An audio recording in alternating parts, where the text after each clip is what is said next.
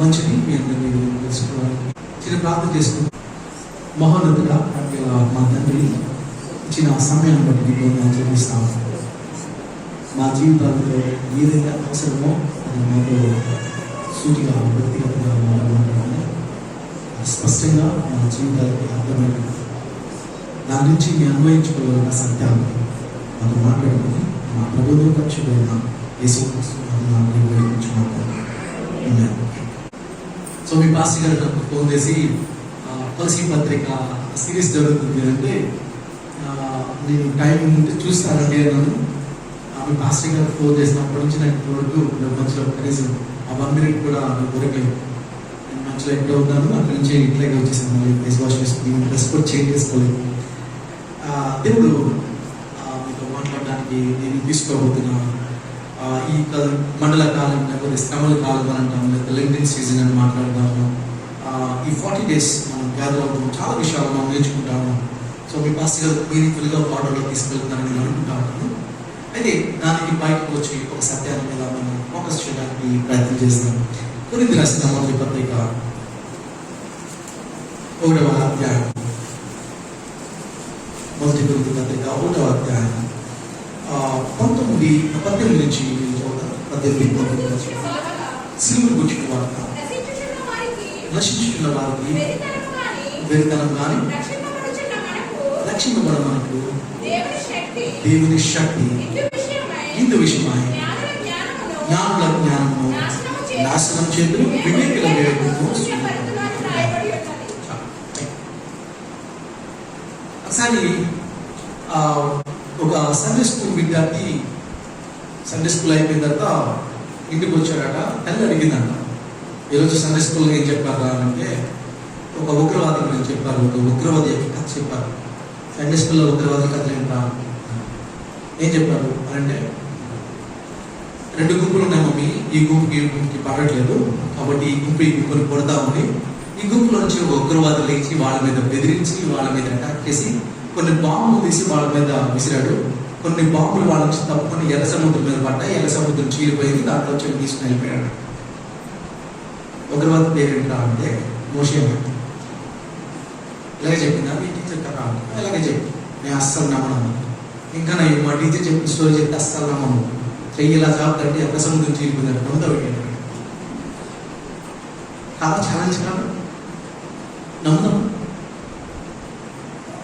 కానీ అది క్రైస్తవ ఫెయిత్, క్రైస్తవ విశ్వాసం కదా. డాక్టర్స్ మెడికల్ సైన్స్ డెవలప్ అవుతున్న ఈ జనరేషన్లో కన్నీళ్ళు పుట్టాడు అనేది ఛాలెంజ్. కానీ ఇది క్రిస్టియన్ ఫెయిత్. మీ నమ్మకాలు మా దేవుడు ఎంత గొప్పడో తెలుసా? కొండను కూడా చేతిలో పట్టుకుని చూస్తున్నారు. కొండను కూడా చేతిలో పెట్టుకుని వెళ్ళిపోతున్నాను చూపిస్తున్న దేవుడు ఆ ప్రపంచం చూపించుకుంటారు. వాళ్ళు మా దేవుడు ఎంత గొప్పడో తెలుసా? మీకు 2 చేతులు ఉన్నాయి, మా దేవుడికి 10 చేతులు ఉన్నాయి, 10 తలకాలు ఉన్నాయి. అలా ఉంటాడు, ఇలా ఉంటాడంటే వాళ్ళ దేవుని యొక్క గొప్పతనాన్ని చూపించుకోవడానికి మిగతా మతస్థులు మాట్లాడుతుంటే క్రైస్తవులు ఏమీ చాటగానంటూ శిలువ మీద చనిపోయిన ఆయనను చూపించి ఆయన మా హీరో, నా రక్షకుడు, నా సూపర్ మ్యాన్ మాట్లాడతాం. అది అర్థం కాని వాడికి విరుద్ధంగా ఉంటుంది కదా. ఎప్పుడన్నా పొలిటికల్ పార్టీ నేను చూస్తున్నాను.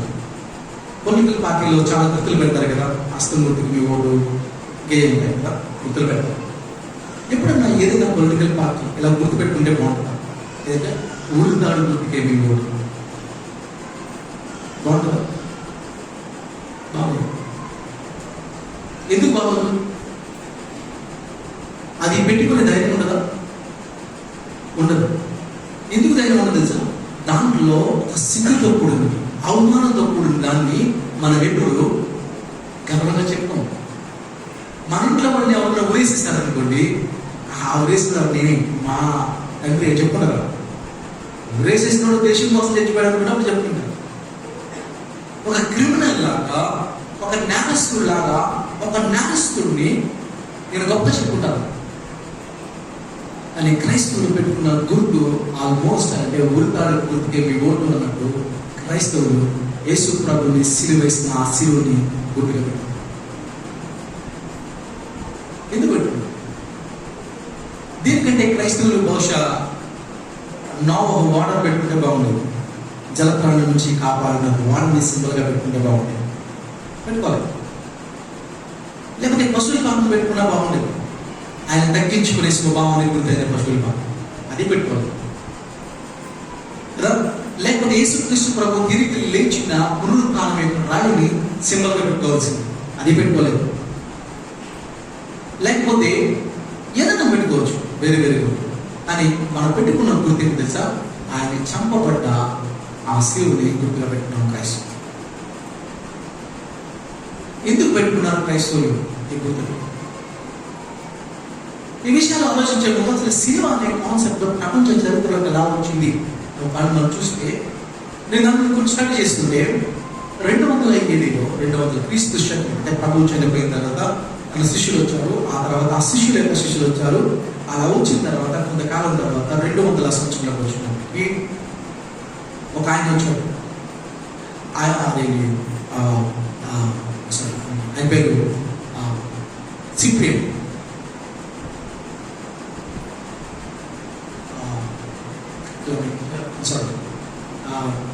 ఒక బిషప్ వచ్చాడు ఆయన. ఆ బిషప్ తన దగ్గర ప్రార్థన చేయడానికి వచ్చిన వాళ్ళకి నసుక మీద ఆ సిలువ గుర్తు వేశాడు. సో సిలువ గుర్తు అలా పాపులర్ అయ్యి ఈరోజు మన పాస్టర్స్ నసుక మీద సిలువ గుర్తు వేయడం, ప్రార్థన చేయగానే సిలువ గుర్తు వేయడం స్టార్ట్ అయ్యింది. ఆ తర్వాత 215 సంవత్సరంలోకి వచ్చినప్పటికీ హిప్పోలిటస్ అనే ఒక బిషప్ వచ్చి ఆయన ఏం చేశాడంటే, బాప్తిస్మం తీసుకున్న వాళ్ళ నసుక మీద సిలువ గుర్తు వేశాడు. సిలువ గుర్తు ఇంకా కొంచెం మునిగిలోకి వచ్చింది, ఇంకా ప్రాచుర్యం తీసుకుంది. ఆ తర్వాత 250 వచ్చినప్పటికీ సిలువ గుర్తు ఇంకా పాపులర్ అయిందంటే, క్రైస్తవుల్ని హింసిస్తున్నారు ఆ కాలంలో. చరిత్రలో ఎంత దారుణంగా హింసించారో మనకు తెలుసు. చరిత్రలో క్రైస్తవులు నమ్ముకుంటే సాయంకాలానికి సింహాల భూమిలో వేస్తారు. రాత్రులు గుర్రపందాలు పెట్టి క్రైస్తవుల్ని కావడాల్లా వెలిగించి దాని వెలుపుల్లో గుర్రపందాలు పెట్టిన రోజులు. అలాంటప్పుడు క్రైస్తవులు భయపడిపోతుంటే ఈ యొక్క హిప్పోలిటస్ సిప్రియన్ అనే ఆయన ఏమిటంటే, ఎవరు ఆ ప్రతిమలకి ఆ రాజులకి నమస్కరించొద్దు, మీ నొసట మీద ఆ సిలువ గుర్తుంది, దేవుని యొక్క ముద్ర ఉంది. సో ప్రజలందరికీ మాకు నొసట మీద ఆ సిలువ అది దేవుని ముద్ర అనే కాన్సెప్ట్ ప్రజల యొక్క ఆలోచనలోకి వెళ్ళిపోయారు. ఇలా జరుగుతున్న టైంలో 312 సంవత్సరం ఆ టైంకి వచ్చినప్పటికీ ఒక కాన్స్టాంటైన్ నోబెల్ అనే చక్రవర్తి ఒక యుద్ధానికి వెళ్ళాడు. ఒక యుద్ధానికి వెళ్తూ ఆ యుద్ధానికి మన చరిత్రలు ఏమంటారంటే మిల్బర్న్ బ్రిడ్జ్ వార్ అంటారు. ఆ బ్రిడ్జ్ని ఎవరైతే ఆక్రమిస్తారో వాళ్ళ చక్రవర్తి అవుతారు. అవతల కొన్ని దేశాలు. సో ఆ దేశాన్ని స్వాతంత్రం చేసుకోవాలంటే ఈ యుద్ధం చేయాలి. కాబట్టి ఈ చక్రవర్తి యుద్ధానికి వెళ్తే ముందు ఆ రాత్రి కళలో దర్శనంలో ఒక శిలువ గుర్తు కనబడదంట. ఆ శిలువ గుర్తు కనబడి దాని మాట వినబడదంట, ఈ గుర్తుతో నువ్వు జయించు. సో యుద్ధానికి వెళ్ళే ముందు ఒక సిలువని తీసుకున్నాడు, గుర్తుగా సిలువని ఊరేగించుకుంటూ వెళ్ళి యుద్ధాన్ని నిజంగా గెలిచాడు.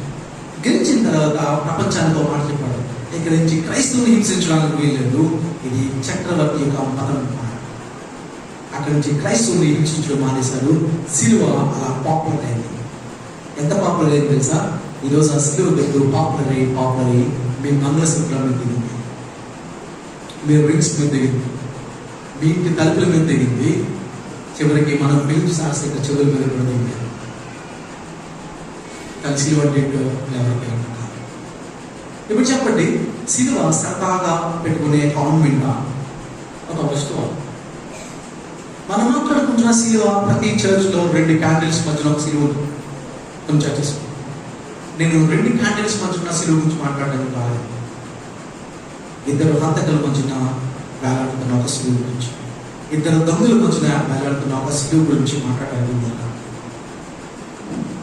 క్రైస్తవ విశ్వాసం 2 క్యాండిల్స్ మధ్యన అందంగా కనబడిన ఒక సిలువని, ఒక ఆర్నమెంట్ వేసుకున్న సిలువ గురించి క్రైస్తవులు మాట్లాడలేదు. బైబిల్ మాట్లాడుతున్న క్రీస్తు ఆ సిలువ ఏంటో తెలుసా? 2 క్రిమినల్స్ మధ్యన, 2 నేరస్తుల మధ్యన, 2 దొంగల మధ్యన చనిపోయిన ఒక సిలువ. దాని మీద ఆయన సిలువ అనేది ఇలా జనరల్గా వచ్చిన ఒక ఐడియా కాదు. సిలువ ఎప్పుడు వచ్చిందో తెలుసా? దేవునికి సిలువ గురించిన ఆలోచన ఎప్పుడు తెలుసా? అది మీకు అర్థం అవ్వాలంటే ఆదికాండం 1:1 కొనిపి ఏం జరిగిందో మనకు అర్థం. ఒకసారి రాజమండ్రిలో ఒక ప్రశ్న వచ్చింది నాకు. అసలైన ప్రశ్న శిశులైన జవాబు అని ఒక ప్రోగ్రామ్ చేశారు. ఆ రోజు ఆ ఫస్ట్ డే కొన్ని ప్రశ్నలు నా దగ్గర తీసుకొచ్చాను. నేను ఏం చేయవలసి వచ్చిన రాజు. ఆ ప్రశ్న ఏంటంటే, సృష్టికి ముందు దేవుడు ఏం చేస్తున్నాడు అని అడిగాడు. ఈ భూమి ఆకాశాలను సృష్టించే ముందు దేవుడు ఏం చేస్తున్నాడు? ఏం చేస్తున్నాడు? మాటలు నూతన ఏమంటే ఇలా అడిగిన వాళ్ళని ఆయన అడిగారు ఫస్ట్ టైం ఇలా అడిగితే, ఇలాంటి ప్రశ్నలు వేస్తున్న వాళ్ళ కోసం నాకు సిద్ధపరుస్తున్నాడు. సో కానీ యాక్చువల్గా సృష్టికి ముందు దేవుడు ఏం చేస్తున్నాడు? యోహాను సువార్త 17వ అధ్యాయంలో మీరు చూస్తే, యోహాను సువార్త 17వ అధ్యాయంలో చాలా స్పష్టంగా ఉంటుంది. అక్కడ 5వ వచనం అనుకుంటా, ఆది కాండం 1 ముందు కదా, లోకం పుట్టక మునుపు నీ యొద్ద నాకు ఏ మహిమ ఉండునో ఆ మహిమతో నన్ను ఇప్పుడు నీ యొద్ద మహిమపరచుము. ఎక్కడ ఉందా? యోహాను సువార్త 17వ అధ్యాయం కదా. యోహాను సువార్త 17వ అధ్యాయంలో ఉన్నమాట, లోకము పుట్టక మునుపు నీ దగ్గర నాకు ఎట్లు మహిమ ఉందో. అంటే ఆది కాండం 1 మునిపే తండ్రి కుమార పరిశుద్ధాత్మలు ఉన్నారు. ఆ కుమారుడు తండ్రితో మాట్లాడుతున్నామంటే, మనందరం ఉన్నాం కదా, మనందరం మధ్యన ఆ మహిమ ఉంది కదా అంటే ఉన్నాడు కదా. ఆయన ప్రార్థన చేస్తూ ఇంకా క్రిందకు వస్తున్నప్పుడు ఆయన అంటాడు, ఇంకా వస్తున్నప్పుడు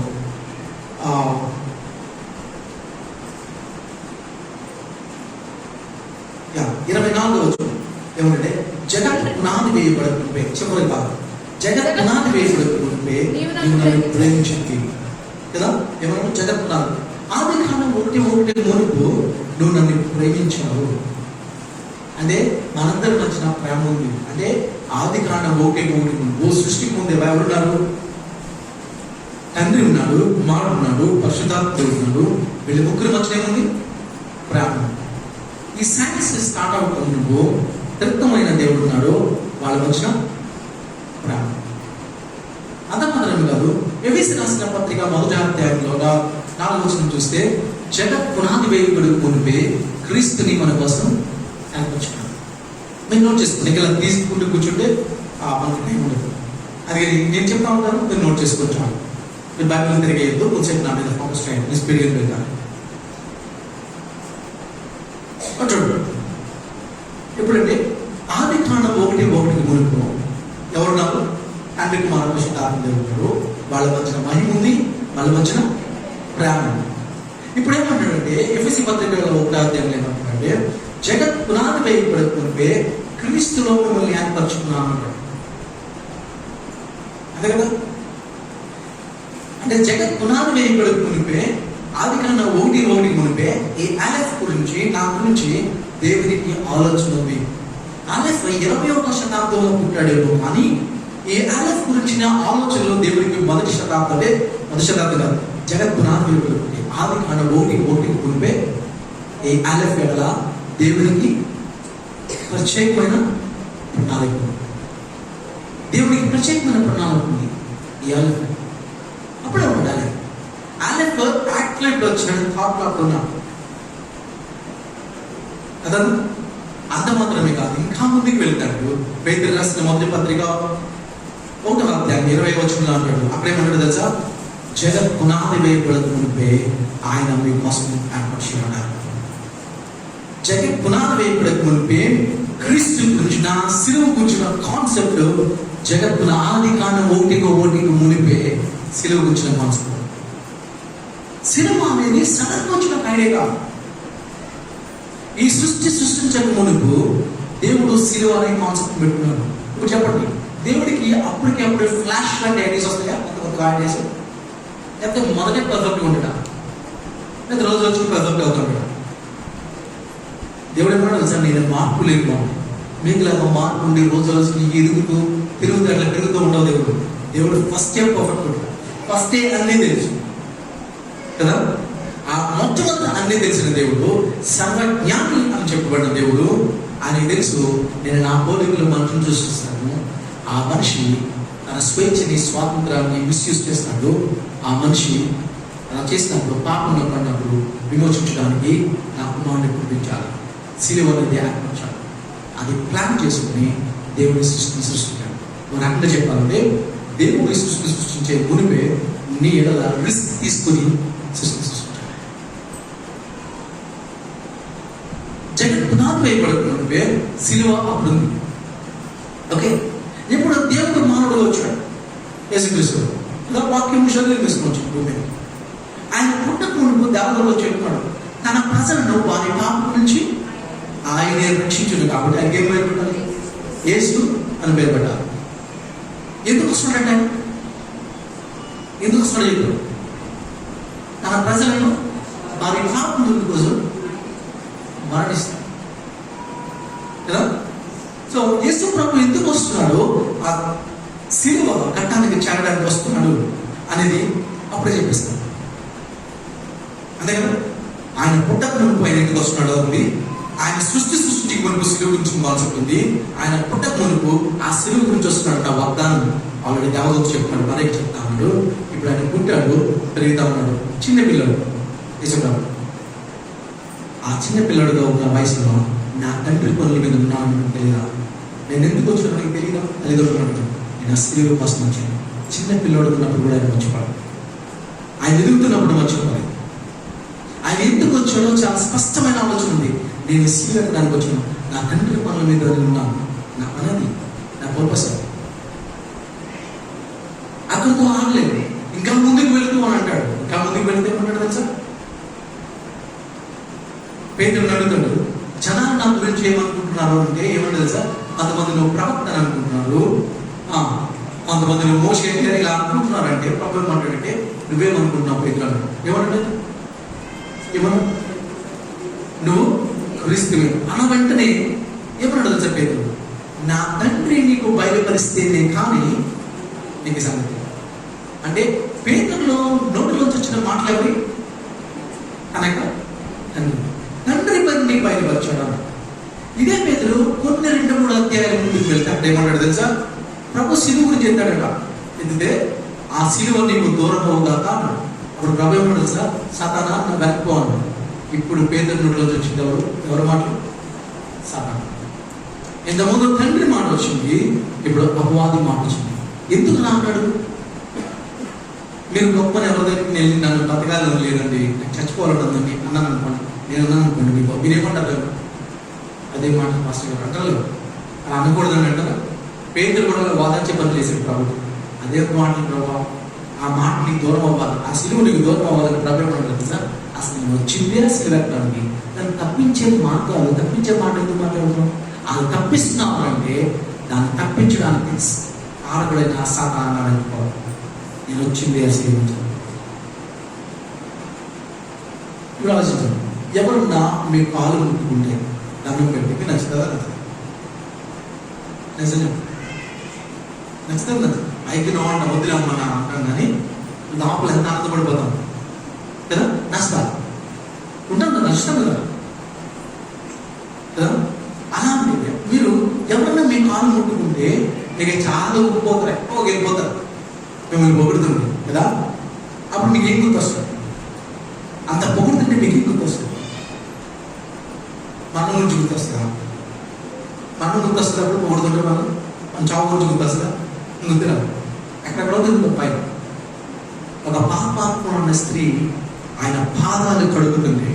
అది కూడా 1 సంవత్సరం ఒక ఆదాయం more than 1 లక్ష రూపాయలకి మించిన విలువైన పత్రాన్ని కొని 1 సంవత్సరం అంత ఆదాయం తీసుకుని ఆయన పాదాల మీద పోస్తే మీకు పోస్తే ఎలా ఉంటుంది?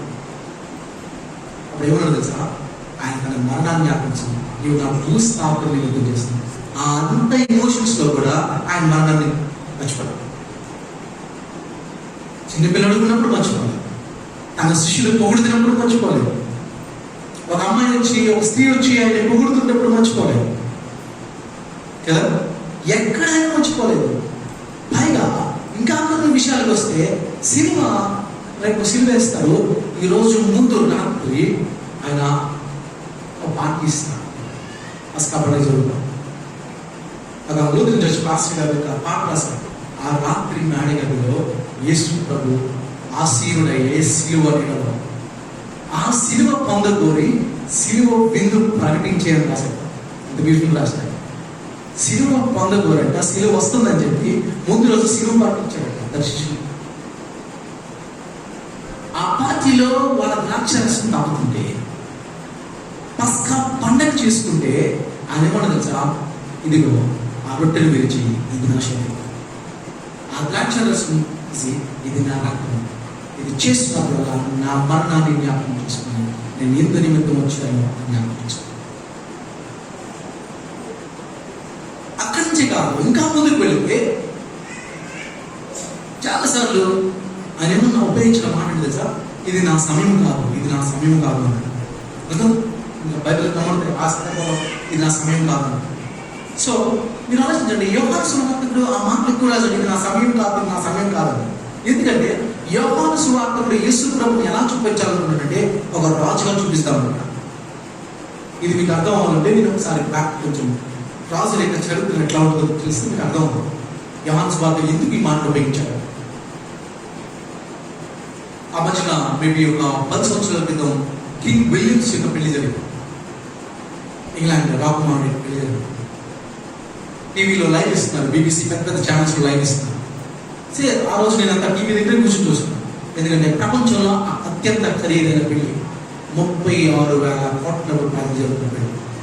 అంటే భారతదేశ బడ్జెట్ అందరూ పంపించే సంవత్సరం భారతీయులు అంతా దేవుడు ఒక్కరోజు పెళ్లి కోసం ఖర్చు పెడుతున్నారు. ఎందుకంటే రాకుమారుడు పెళ్ళి అలా జరుగుతుంది. సో పెళ్ళి అయిపోయిన తర్వాత నేను ఆలోచించాను, పెళ్ళి ఎంత వైభవం జరిగింది, అయితే ఈ పెళ్లి కార్డు ఎలా ఉంటుందో అని నెట్లో వెతకడానికి ట్రై చేశాను. నా నెట్లో ఏం దొరకలేదు. మొత్తానికి నెట్లో ఒకటైతే దొరికినాను.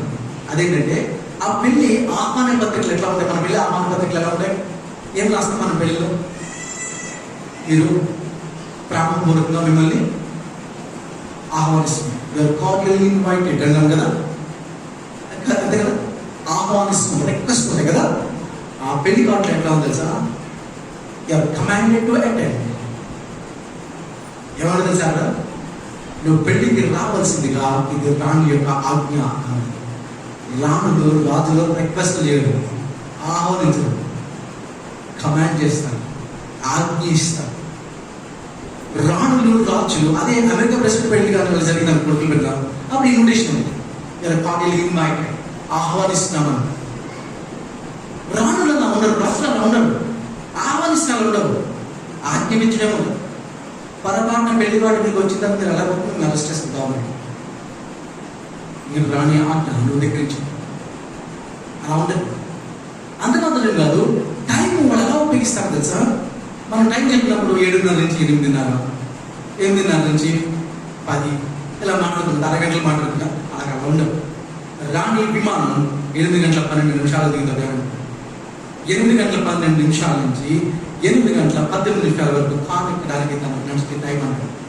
కారు 16 నిమిషాలు నడుస్తుంది, పలానా చోట దిగుతుంది 2 నిమిషాలు నడుస్తుంది, అక్కడ 27 నిమిషాలు ఆవిడ ప్రసంగం చేస్తే ఇలాగే ఉంటాయి. అవి కూడా అరగంటలు అలా చెప్పడం. ఎందుకు చెప్తారు తెలుసా రాజులు అలాగా, టైము మా కంట్రోల్లో ఉంది, సమయము మా ఆధీనంలో ఉందని చెప్పడానికి ఇలాంటి పదాలు వాడతారు. అలాగే టైం ఫాలో అవుతారు. ఇప్పుడు యేసుక్రీస్తు ప్రభుని యోహాను సువార్తికుడు పరిచయం చేస్తున్నాను, ఇది నా సమయం కాదు అంటే ఒక రాజులాగా ఆయన మాట్లాడుతున్నమాట. నా సమయం ఇంకా రాలేదు, నా సమయం ఇంకా రాలేదు. చాలా సందర్భాలు అన్నాడు.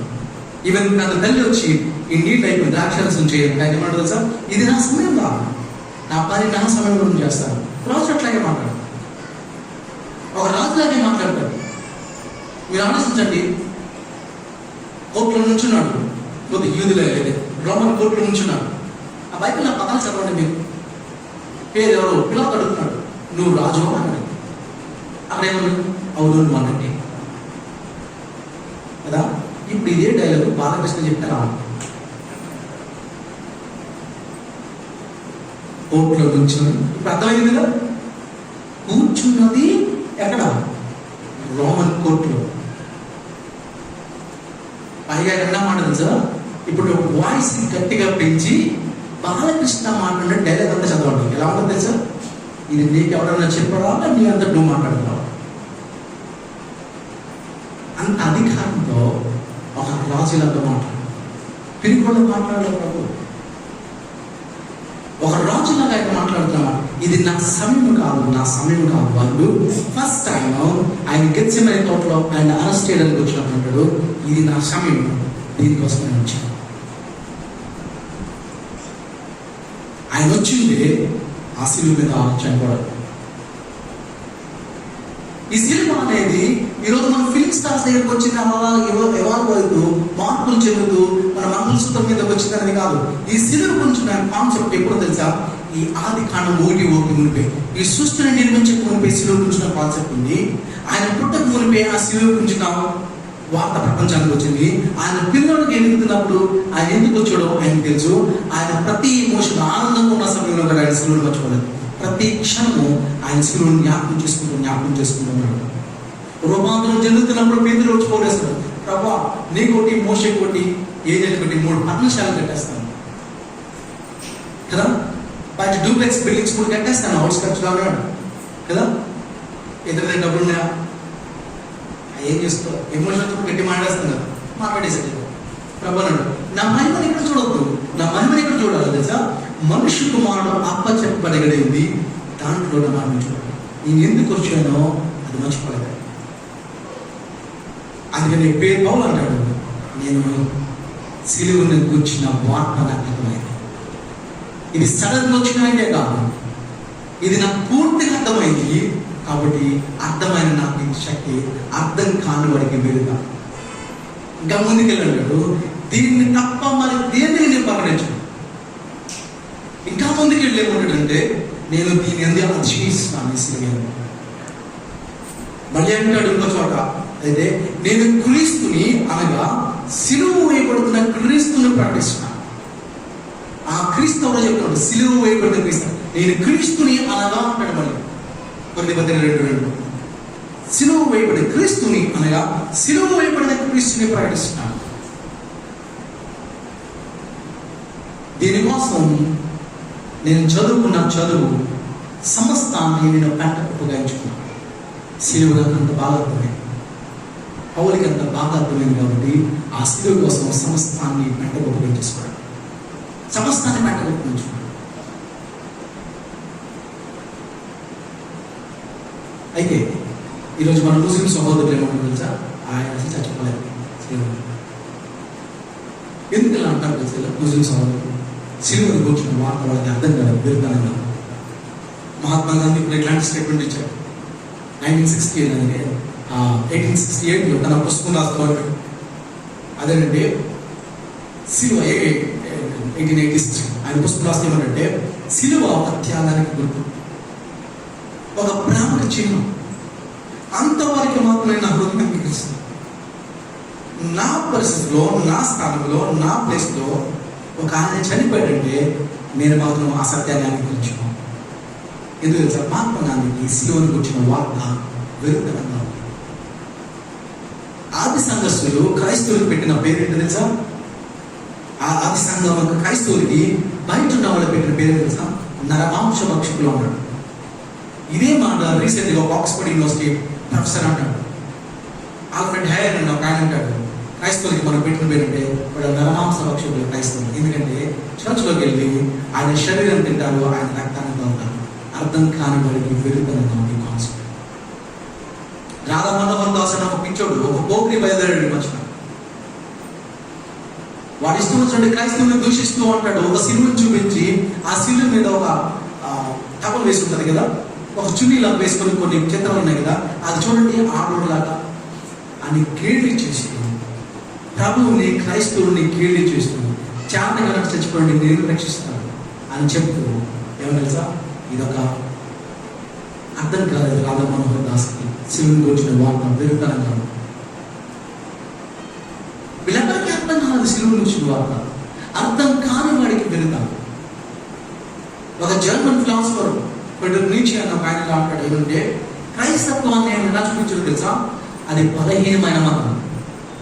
ఒక బలహీనుల కోసము ఒక బలహీనమైన మనుషులందరూ కలిసి ఒక బలహీనుని హీరోగా చేసుకుని ఆయన రక్షిస్తారని బలహీనుని యొక్క రిప్రజెంటేటివ్గా పెట్టుకున్నారు క్రైస్తవులు.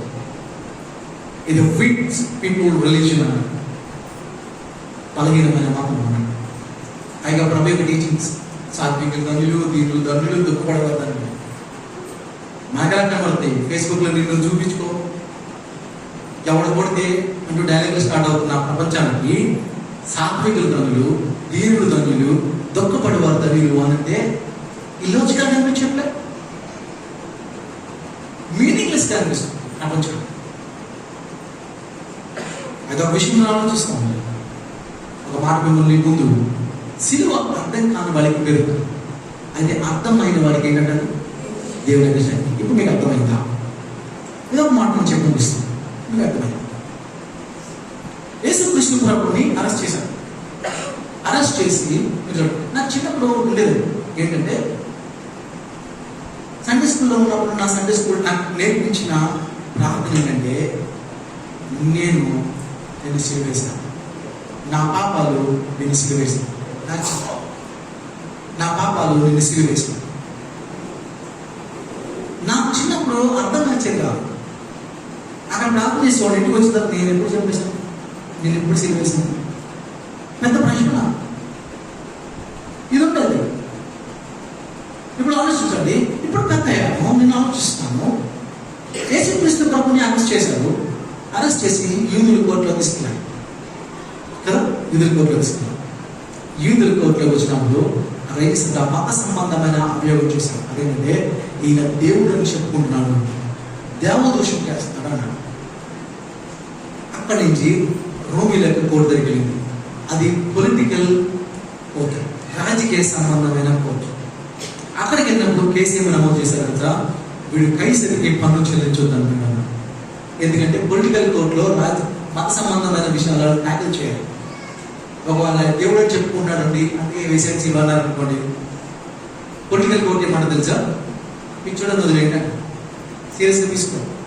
అందుకని వీళ్ళకి తెలుసు ఏ కోర్టులో ఏమేస్తే అని సిలివేస్తారు తెలుసు. మీకు తెలియదా?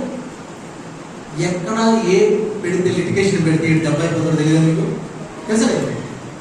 మనకు లాంటి మరి ఇప్పుడు చెప్పండి, యేసుక్రీస్తు ప్రభుని మేకలు తీసుకుని సిలువకు వేసిందారు. మేక తీసుకుని చేయి చాపి సిలువకి పుట్టిందారు. ఎవరు ఉన్నారట? ఎవరు? సైనికులు వేశారు. ఇప్పుడు సైనికుల్ని మనం అడిగితే, నేను మొన్న ఇదే విషయంలో నేను చర్చలో మాట్లాడాను. నేను అడిగాను అన్న, నేను ఏం మాట్లాడంటే అది మాట్లాడుకున్నాను. నేను మాట్లాడు సైనికులు మీరు ఇంటర్వ్యూ చేయండి, సైనికులు ఇంటర్వ్యూ చేయండి. ఏమంటారు తెలుసా? మీరు ఎందుకు పని చేస్తున్నామంటే ఏమంటారు తెలుసా?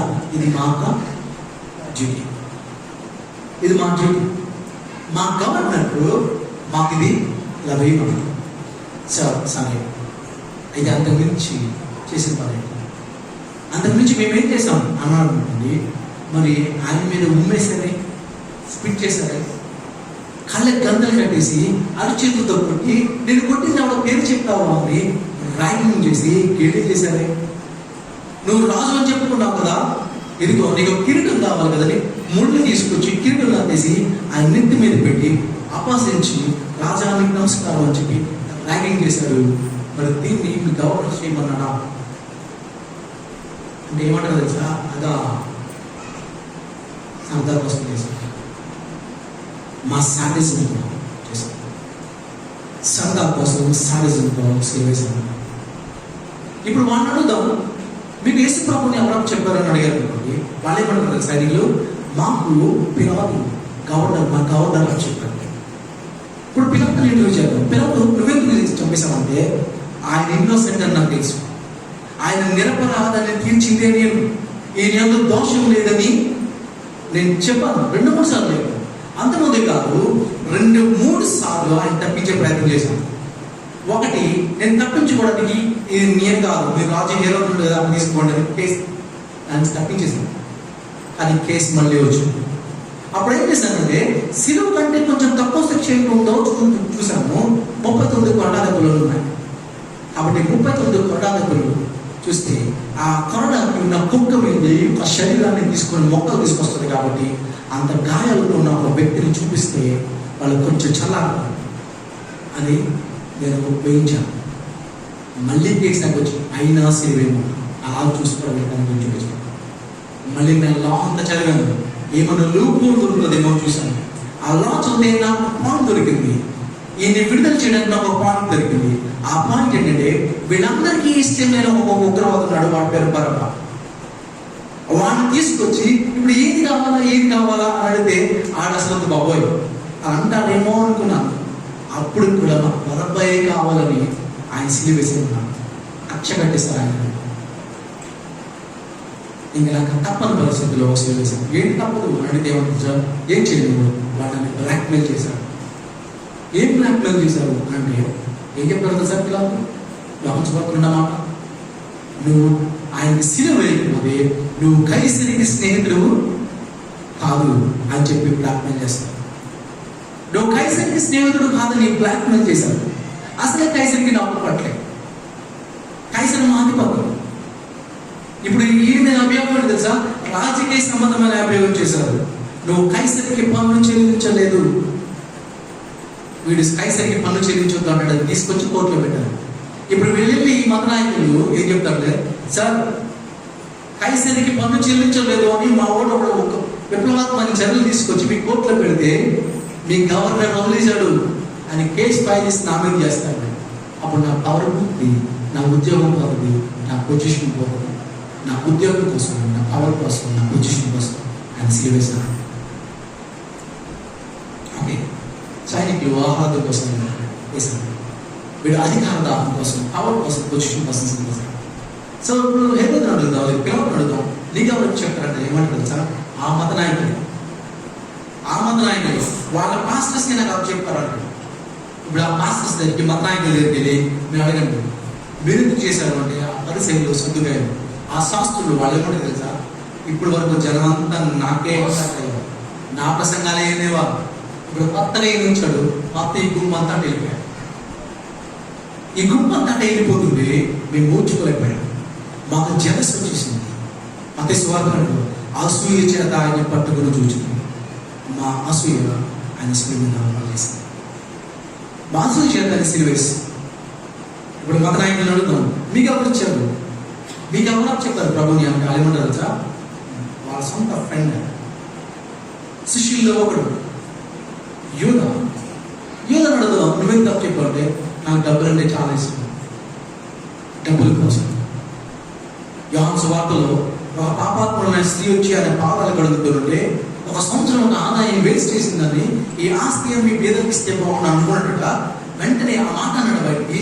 అక్కడ ఉన్న మాట యోహాను భక్తులు రాస్తాడు, వెంటనే రాస్తాడంటే, వీడికి పేదల మీద ప్రేమ ఉంటుంది కాదు, కానీ డబ్బు సంచయంలో వచ్చుచు దాంట్లోని వాడి దొంగిలించుచు వచ్చుతున్నాడు.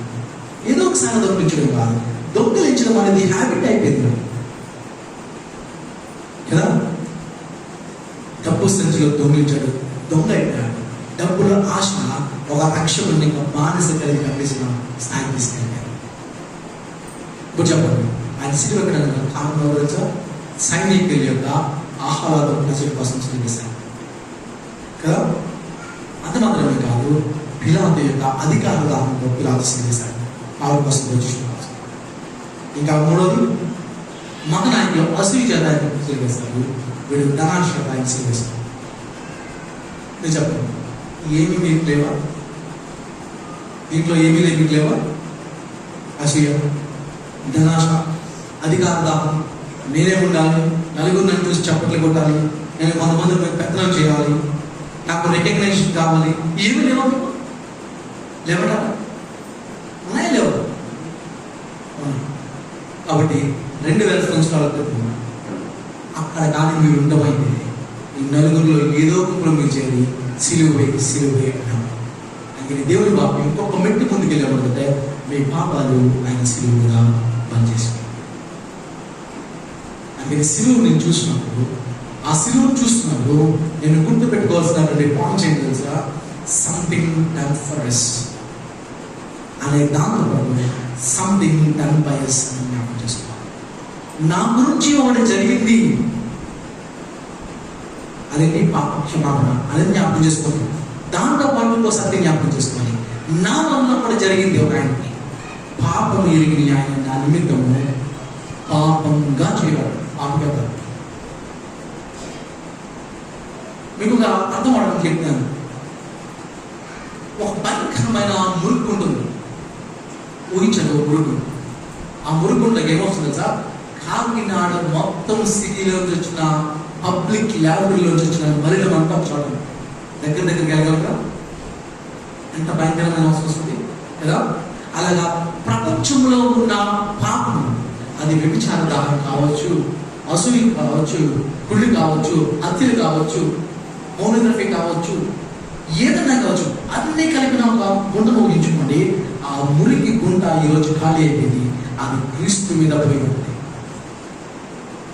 ఇంకా మీకు అర్థమని చెప్తాను. మీలో ఎవరైనా చెత్త సినిమాలు, పోర్నోగ్రఫీ, సెక్స్ సినిమాలు చూస్తే యేసుక్రీస్తు ప్రభుని తండ్రి ఆ రోజు ఆ పోర్నోగ్రఫీ లాగా సెక్స్ సినిమాలు చూసే వాళ్ళని చూసేసిన పాపం మీద ఆయన నిమిత్తం పాపం చేయాలి.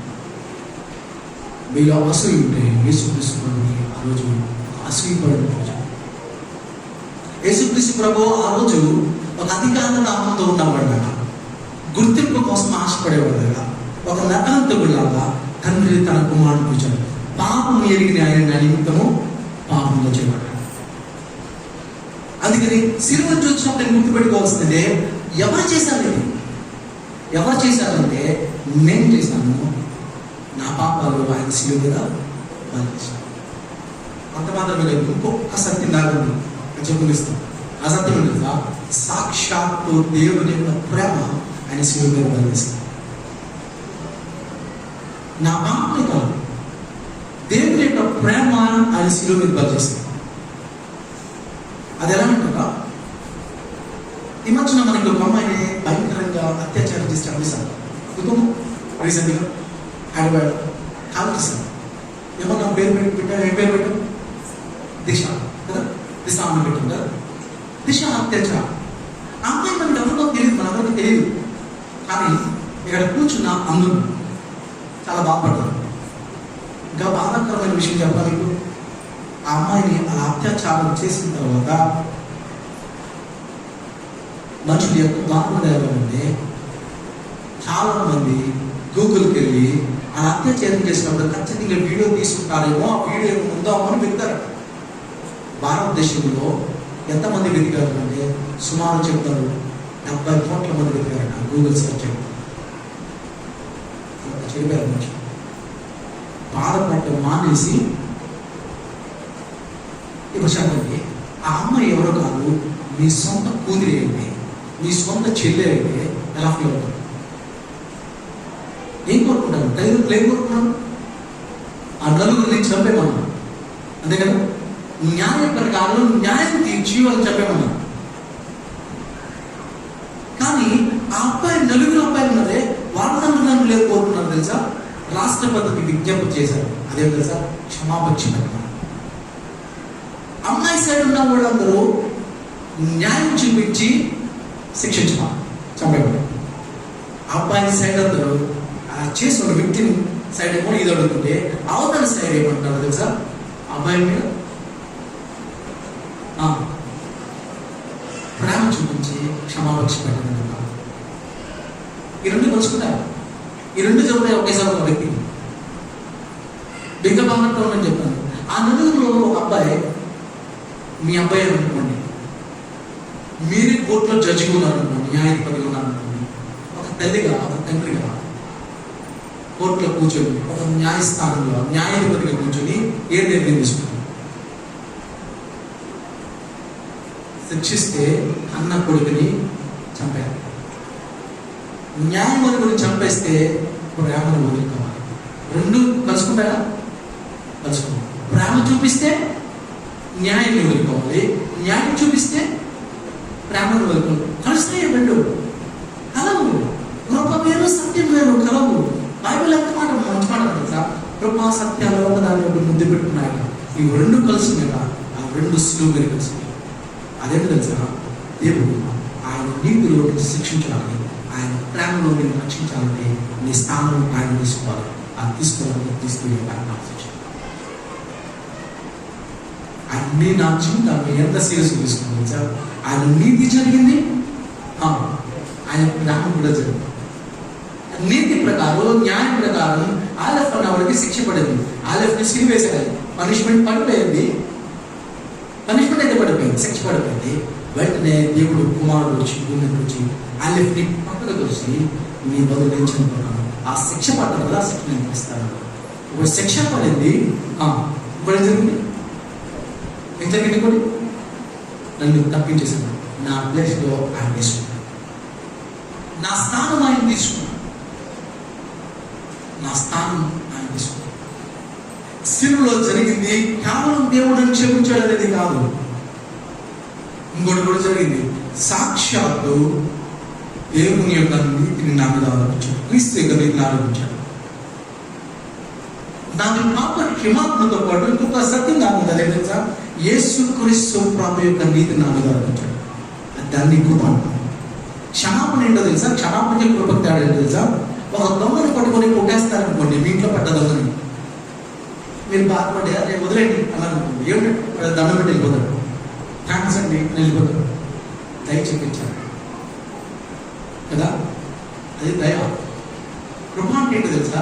వెళ్ళిపోతున్న వాటిని ఇలా చూసి అనిపించి ఇంత ఎలాంటి పని చేస్తావు, నాకు తెలుసు నువ్వు పేదలు, సరే నీకు 5 లక్షలు ఇస్తున్నాను, వెళ్ళి వ్యాపారం చేసుకో అన్నావు అనుకోండి, దానికి అర్హుడి కారణానికి అంత అర్హత ఇచ్చేవే, దాన్ని ఏమన్నా తెలుసా? కృప. యేసుక్రీస్తు ప్రభు శిలువలో చేసిన పని తెలుసా? నన్ను పాప క్షమాపణతో పాటు సాక్షాత్తు క్రీస్తు యొక్క నీతిని నా మీద ఆరోపించాడు. ఆలెఫ్ అన్నవాడిని ఈరోజు ఎలా చూస్తున్నాడు తెలుసా? పాపం ఎరిగిన ఆయన నా నిమిత్తం పాపిగా చేయబడితే, నీతి ఎరిగిన నన్ను ఆయన నిమిత్తం నన్ను నీతి మొదలు వివరించాడు. అసలు జీవితంలో ఆలెఫ్ అన్నవాడు పాపం లేదు అన్నట్టు నా బదులు ఆయన జీవించాడు, నా జీవితాన్ని ఆయన జీవించాడు కదా, నా శాపాన్ని ఆయన ఉంచాడు, నా మరణాన్ని ఆయన మరణించాడు. ఒక అబ్బాయి, నేను హైదరాబాద్లో ఒక సిస్టర్ వాళ్ళకి నేను విన్నాను, వాళ్ళ పిల్లల్ని తీసుకొని బౌలింగ్ అని ఒక గేమ్ ఉంటుంది, నాకు ఇష్టమైన గేమ్ అది. ఒక బాల్ ఉంటుంది, ఆ బాల్ పెట్టి కొడితే ఈ కొన్ని పెడతారు కదా, బాల్స్ ఉంటాయి, 10 పెడతారు, బాల్తో కొడితే ఎన్ని పడితే అన్ని పాయింట్స్, 2 పడితే 2 పాయింట్స్, 10 పడితే 10 పాయింట్స్, మీకు 10 సార్లు ఇస్తారు అవకాశం. మొదటిసారి 2 పడ్డాయి అనుకోండి 2 పాయింట్లు, రెండోసారి ఇంకో 3 పడ్డాయి అనుకోండి, ముందు 2 ఇప్పుడు 3, ఒక 5 పాయింట్లు లాగా 10 సార్లకి ఎన్నిక. ఈ చిన్నపిల్లలు ఇద్దరు ఇస్తారు. చిన్నపిల్లలు అంటే ఒకడేమో 5th స్టాండర్డ్, ఒకడు 10th స్టాండర్డ్, వాడు 5వ తరగతి చదువుతాడు, 10వ తరగతి చదువుతున్నాడు. వీళ్ళిద్దరు తీసుకెళ్ళాను. వీడు 5వ తరగతి చదువుతున్న వాడి పేరు యాడ్విన్, పెద్దవాడి పేరు ఆల్విస్. యాడ్విన్ అన్నవాడు ఈ బాల్ ఇస్తున్నా కొడితే బాల్ చివరి వరకు వెళ్ళకుండా మధ్యలో ఆగిపోయింది. పేరేంటో తెలుసా? యాడ్విన్ 0 అన్నాడు. చిన్నోడు హట్ అయిపోయాడు, బాధ వచ్చేస్తుంది, కళ్ళకి నీళ్ళు పెట్టేసుకున్నాడు. ఆ అమ్మ తీసుకున్నాడు, ఎందుకంటే బాల్ చాలా బరువు ఉంటుంది, 7 కేజీలు 9 కేజీలు 11 కేజీలు అంత బరువు ఉంటుంది. 3 రకాల బాల్స్ ఉంటాయి.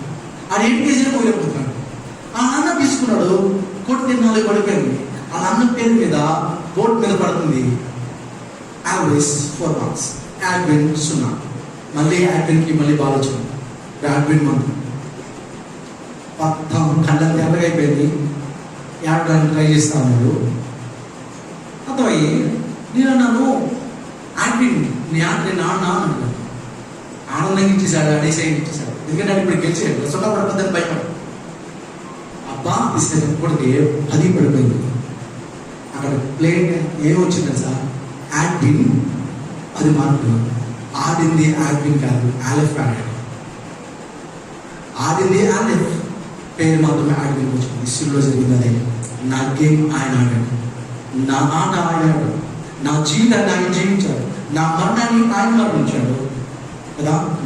నా బదులు నీతిగా ఆయన జీవించాడు. ఆయన అకౌంట్లో నేను టిక్ చేసేసాడు, 100% క్వాలిఫైడ్ అని వేశాడు. శివులో దేవుడు నీకు నాకు చేసిన చావుతుంది. ఇది అర్థం కాని వాడికి వెళ్తున్నా, అర్థమైన నీకు నాకు దేవుని యొక్క శబ్దం. ఇసుక అర్థమైందా? దానికి లోపు వెడల్పు ఎత్తు అర్థమైందా? అంత మాత్రమే కిందకు వస్తే చూస్తా, శిలువ యొక్క లోపు ఎత్తు వెడల్పు మీరన్నీ చూస్తున్నారు. కిందకు వచ్చినప్పుడు ఇంకా మాట్లాడాడు. కొన్ని పత్రాలు కిందకు వచ్చినప్పుడు అన్నాడు, శిలువ మీ విషయంలో వ్యక్తమైందా అని అడుగుతాడు, ప్రశ్నిస్తాడు.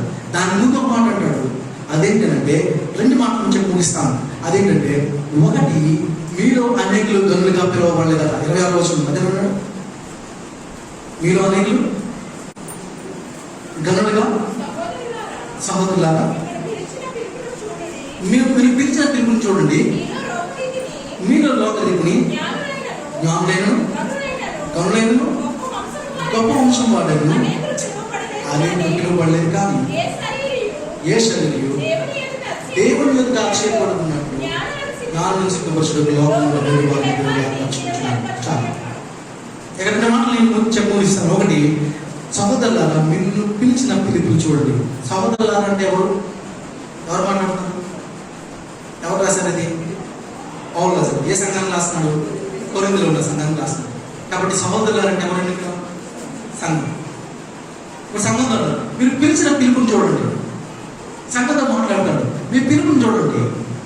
మీలో అనేకులు గనులుగా లేరు. మీలో ఎవరో టాటాలో బిల్లాలు లేరు. ఉన్నారు కదా? ఉంటే ఎందుకు కూర్చుంటాను చెప్పండి. అని డబ్బులు ఉంటే ఎందుకు వస్తాం కదా? టాటా బిల్లాలు లేరట. ఇప్పుడు చెప్పండి, ఈ సమాజం, ఈ చర్చ్లో మీరంతా మీ పాస్టర్ గారికి ఎలా పరిచయం? మీ పాస్టర్ గారికి నేను ఎలా పరిచయం? నేను అనిల్ అందరికీ నేను ఎలా పరిచయం? ఆలోచించండి. దేని పడి తెలుసా? యేసు క్రీస్తు ప్రభువు భూమి మీదకి వచ్చి శివుడు ఆయన రక్తం కాల్చకపోతే మీరెవరో నేనెవరో మన అందరూ తెలియదు. క్రైస్తవ్యం ఉంటుంది కదా. లేదా క్రీస్తుని బట్టి పరిచయం, అంటే శిలువును బట్టి ఏర్పడిన సమాజం ఇది. As a community that was formed by cross. శిలువు వల్ల ఏర్పడిన కమ్యూనిటీలో అందరూ మనలు లేరట. కొంచెం మంది, చాలా మంది అల్పమంది వారు ఉన్నారట. ఒక్క పేజీని బ్యాక్ తెప్పండి, వెనక తెప్పండి. అంటే రోమపత్రిక 16:23 అక్కడ ఎవరున్నారు? గాయి. నాలో యావత్ సంఘంలో ఆతిథ్యం ఇచ్చిన గాయ, యావత్ సంఘంలో ఆతిథ్యం ఇచ్చిన గాయ అంటే ధనవంతుడు. ఇంకా కిందకి వస్తే నీకు వందనాలు చెప్తున్నాడు.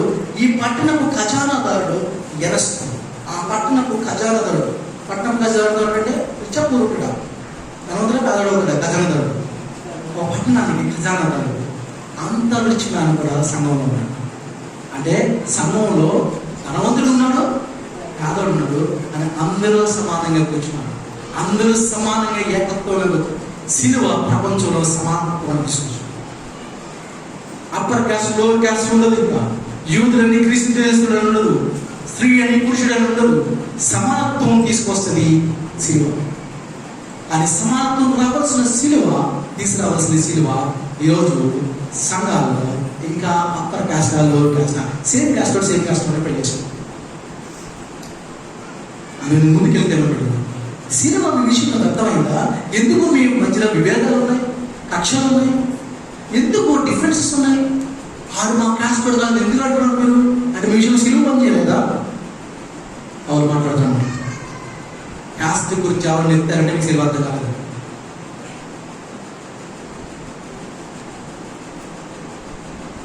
ఈరోజు బాధాకరమైన విషయం, క్యాస్ట్ అనేది హైందవ ధర్మం నుంచి వచ్చింది. బ్రహ్మ తరగతి నుంచి బ్రాహ్మణుడు వస్తాడు, ఇక్కడ నుంచి అది కదా మాట్లాడుతున్నాం. మరి నీ దగ్గర క్యాస్ట్ ఎందుకు ఉంటుంది? బైబిల్ అట్లా బ్రహ్మను నమ్మట్లేదే. బ్రహ్మ తరగతి నుంచి అని చెప్పలేదు. అందరూ దేవుని పోలిక అని మాట్లాడుతుంటే క్యాస్ట్ ఎక్కడ తీసుకొచ్చాము ఈరోజు? ఇది పోవాలి సంబంధించి. రెండోది అంటాడు, కిందకి వచ్చిన తర్వాత అతిశయించడానికి ఏమీ లేదు కదా. ఏమన్నాడు? అతిశయించడం గురించి మాట్లాడుతున్నాడు. దేవుని ఎదుట ఆశ్చర్యపడుకున్నట్టు 29వ వచనం. అది అలా కదమ్మా. కొరింథీ మొదటి పత్రిక 1:29 వచనం. దేవుని ఎదుట ఆశ్చర్యపడుకున్నట్లు నేను ముగిస్తున్నాను. ఇదొక మాట చెప్పి ముగిస్తాను. నేను బెంగళూరులో కాలేజీలో చదువుకుంటున్న యూనివర్సిటీ, ఆ కాలేజ్ క్యాంపస్లో మేము ఆ తర్వాత యూటీసీ అనే ఒక యునైటెడ్ థియాలజికల్ కాలేజ్ అని ఒక కాలేజ్ ఉంది. ఆ కాలేజ్లో కోర్స్ ఉంది. అక్కడ ఒక అబ్బాయి వచ్చాడు. ఒక అబ్బాయి ఏంటి అంటే తన జీతం సుమారు 3 లక్షల రూపాయలు నెలకి సంపాదిస్తాను. తర్వాత బైబిల్ ట్రైనింగ్ జాయిన్ అవ్వాలని వచ్చి అందరికీ చెప్పినాడు తెలుసా. ఆ బైబిల్ ట్రైనింగ్ వచ్చిన వాళ్ళందరికీ చెప్పినాడు ఏమంటే, నేను 3 లక్షల జాబ్ వదులుకుని ట్రైనింగ్కి ఎంట్రన్స్ ఎగ్జామ్ రాయడానికి వచ్చాను. అసలు వాడు కాలు భూమి కట్టట్లేదు. ఎంత ప్రైడ్ అంటే, ఎంత గర్వం అంటే, 3 లక్షల నెలకి సంపాదించే ఉద్యోగం నేను మినిస్ట్రీకి వస్తానని చెప్పుకున్నాను. అయితే అది 400 ఈటీసీ అంటే మొత్తం ఇండియాలో ద బెస్ట్ కాలేజ్, ఏషియాలోనే ద బిగ్గెస్ట్ కాలేజ్ అంటారు అర్థమైపోయింది. సో సుమారు ఎంట్రన్స్ ఎగ్జామ్ 400 క్వాలిఫై అయ్యారు, కానీ 28 సీట్లు ఉంటాయి. ఇప్పుడు 400 మంది ఎంతమంది చేయాలి? మరి ఎంత ఫిల్టర్ ఉంటుంది కదా, ఫిల్టర్ ఉంటే లాస్ట్ ఫిల్టర్ చేశారు. చాలా టెస్ట్లు పెట్టి ట్రై చేస్తే లాస్ట్కి 80 మంది క్వాలిఫై అయ్యారు. అండ్ ఫైనల్లీ తర్వాత రోజు 80 మందిలోంచి 30 మందిని సెలెక్ట్ చేస్తారు. 20 సీట్లు ఉన్నాయి, 2 పెట్టి మొత్తం 30 చేస్తారు. సో ఆ ఈవినింగ్ నైట్ మెస్లో అందరం కూర్చున్నారు. ప్రిన్సిపల్ ఒక ఆయన వచ్చాడు, ఆయన ఎన్ఆర్ఐ, ఇజ్రాయెల్ సెలవిరాయికి మన కానిచ్చి అందరిని ఇంట్రడ్యూస్ చేసుకోమన్నాడు. అందరిని ఇంట్రడ్యూస్ చేసుకోమంటే ఆబ్వియస్లీ ఈ వ్యక్తి ఎక్కడ కూర్చుంటాడు, అక్కడ కూర్చుంటాడు. మొదటి రోజు కూర్చుంటాడు, మొదటి రోజులో మేబీ 3వ కూడా 4వ కూడా కూర్చున్నాడు. కూర్చుంటే మొదటి వ్యక్తి లేచి ఇంట్రడ్యూస్ చేసుకున్నాడు ప్రిన్సిపల్కి. ఇలా చదివి వాళ్ళు, sir I'm from IIM Indian institute of management. ఒక్కసారి ఇట్లా అబ్జర్వ్ పడకుండా ఐఐఎంలో సీట్ దాంట్లో చాలా సాధన వాడు ఆ స్థాయి నుంచి వచ్చాడు. ఆ పక్కన వచ్చి సార్ నేను PhD ఇన్ ఫిజిక్స్ అన్నాడు. ఇలా చెప్పుకుంటూ వెళ్తా ఉన్నాను. మొత్తం అందరు ఇంట్రడక్షన్ అయిపోయినట్టు తెలిసిన విషయం తెలుసా, వీడొక్కడే బిటెక్, అందరూ ఎంటెక్లు PhD చేసుకున్నాడు. అక్కడి నుంచి ఆ సాయంకాలం నుంచి ఓవరాక్షన్ చేయడం మానేసాడు. ఇక అందరి దగ్గరికి వచ్చి మా దగ్గరికి వచ్చి ఏమన్నాడు తెలుసా, అన్న మీరు ఎలా చేశారు నా PhD, ఇప్పుడు అన్నా అని మాట్లాడుతున్నాడు. ఇప్పుడు మాకు ఇప్పుడు వరకు వాడి కాలు కింద మాపలే, ఇప్పుడు తగ్గించడానికి గల కారణం ఏంటి తెలుసా, వాడికంటే గొప్పడు వాడి పక్కన తగ్గించుకున్నాడు. వాడిని చూసినప్పుడు ఓవరాక్షన్ చేయగలడు వీడు. యేసుక్రీస్తు ప్రభు తండ్రితో సమానంగా ఎంచబడకుండా ఆయన తగ్గించుకొని దాసుని స్వరూపంగా మానవుడిగా మరణించినప్పుడు, అది కూడా శిలువ మరణం పొందడానికి తగ్గించుకుంటే, అలాంటి రక్షకుడిని శిలువ చూసిన తర్వాత ఎవడన్నా ఓవరాక్షన్ చేస్తారా? గర్వించడానికి ఏముందా మన జీవితాల్లో? వాళ్ళకి గర్విస్తున్నామంటే ఈరోజు మన స్పీకర్స్ సెలబ్రిటీస్ అయిపోయారు. మాస్టర్ గారు మన స్పీకర్స్ సెలబ్రిటీస్ అయిపోయారు కదా. సమీపించాలని తేజస్సులో ఉన్నారు కొంతమంది స్పీకర్స్. వాళ్ళకి శిలువ అర్థం కావాలి. వాళ్ళకి శిలువ అర్థమైతే అలా నడవదు. వాళ్ళ వెనకాల పెద్ద అడవడ చేసుకుని రావాలి కదా. మీరు అతిశయపడుకున్నట్లు శిలువ నీకు అర్థమైతే క్రీస్తుని ఇమిటేట్ చేయడానికి ట్రై చేస్తాం. క్రీస్తు యొక్క పోలికల్లోకి రావడానికి ట్రై చేస్తాం. క్రీస్తు యొక్క స్వరూపంలోకి రావడానికి ట్రై చేస్తాం కదా. ఈరోజు నీకు నాకు ఛాలెంజ్ ఏంటి తెలుసా, క్రీస్తు యొక్క పోలికలోకి నేను ఆ శిలువ అర్థమైంది. నెక్లాంగో అనే ఒక ఆర్టిస్ట్ ఒకసారి ఒక రాయిని తీసుకుని వస్తున్నాడు. పెద్ద ఆర్టిస్ట్ ఒక పెద్ద రాయిని తీసుకొస్తున్నాడు. ఆ రాయిని తీసుకొస్తుంటే ఈ రాయి ఎందుకు అని అడిగాడు. అతను శిల్పకారుడు. అంటే తను చెప్పిన మాట తెలుసా, ఈ రాయిలో 2 రెక్కలు చాచిన ఒక దేవదూత దాగి ఉంది, దాన్ని వెలుగులోకి తీసుకొస్తున్నాడు. చెప్పాడు 2 రెక్కలు కలిగిన దేవదూత పైకి వచ్చాడు. దేవుడు నేను చెప్తున్నాడు, క్రీస్తు యొక్క స్వరూపం నేను చెప్పాను. నీ నా గోల్ ఏంటో తెలుసా, నీ నా గురి ఏంటో తెలుసా. మా రాజమండ్రిలో ఒక సోకాళ్ళు స్పీకర్ ఏమన్నాడు తెలుసా, 1,00,000 మందిని రక్షించడం అంట తన గోల్. దానికోసం పిలవలేదు దేవుడు. బయట క్రీస్తు యొక్క స్వరూపంలో మాట్లాడానికి పిలిచాడు దేవుడు. 1,00,000 మందిని రక్షించడానికి కాదు, ఇలాంటి చెత్త డైలాగ్ లేకడు. గొప్ప చెప్పుకోవడం దాంట్లో కూడా, అతిశయించడం దాంట్లో కూడా. క్రీస్తు యొక్క స్వరూపంలో నేను వచ్చానా. క్రీస్తు స్వరూపం ఏంటి తెలుసా, ఆయన శిష్యుల యొక్క పాదాలు కలిగాడు. ఆ పాదాలు ఏంటి తెలుసా, మురికి పాదాలు. సాక్స్ వేసుకొచ్చిన పాదాలు తీసుకురావడం కాదు, మురికి పాదాలు చేతితో పట్టుకొని పండ్లంలో పెట్టుకొని ఆ మురికిని డస్ట్ని ఆయన పట్టుకున్నాడు సృష్టికర్త. అది ఆయన తగ్గించుకున్న విధానం. ఈ క్రీస్తు యొక్క పోలిక మన జీవితాల్లో వచ్చిందా? రాకపోతే శిలువ మీ విషయంలో పనిచేయాలి. శిలువ మీ విషయంలో పనిచేసిందంటే నువ్వు దేవుడు అర్థమయ్యేది, క్రీస్తు అర్థమయ్యేది, ఆ తగ్గింపు స్వభావం నీలో కలుగుతుంది. క్రీస్తు అంటాడు, నేను సాత్వికుడు, దేని మనసు కలిగినాను, మీరు కూడా ఆ పోలికలు కండి. అప్పుడు శిలువను చూస్తున్నప్పుడు 2 విషయాలు, ఆయన నీతిలో శిక్షించాలి, ఆయన ప్రేమను రక్షించాలని నీ స్థానం తీసుకోవడానికి దేవుడు మానవుడికి వచ్చేసింది. అది చేయడానికి ప్రభు లోకానికి. అది ఈ కాన్సెప్ట్ అర్థం కాని వారికి వెళ్తానే ఉంటుంది. కాన్సెప్ట్ అర్థమైన వారికి ఆ శక్తి ఏంటో తెలుస్తుంది. ఆ శక్తి ఏంటో అర్థమైన పౌరులు సమస్తాన్ని పెంట గొప్పకొచ్చి దీని తప్ప మన ఇంకేం అవసరం లేదు అని శిలువను తీసుకుని ఉంటాయి. మన క్రైస్తవులు ఈ కాన్సెప్ట్ అర్థం చేసుకుంటే నిజంగా శిలువ కోసం అంత ప్యాషనెట్ అలా ఉండగల దేవుడు కొద్ది మాటలకి తెలుసుకుంటారు. చిన్న ప్రార్థన చేసుకుందాం.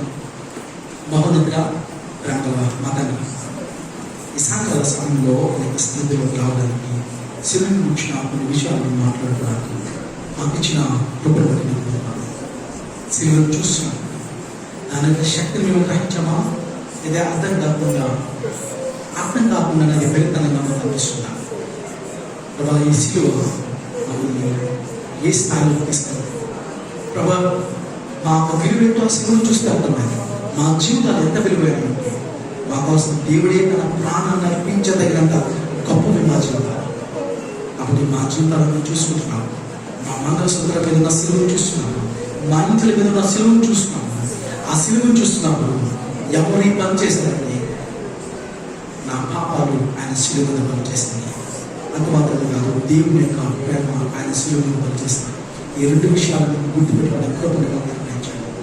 ఆ నీతి జరిగింది, ఆయన శిక్ష జరిగింది. ఆయన నీతిలో శిక్షించాడు, ఆయన ప్రేమలో రక్షించాడు.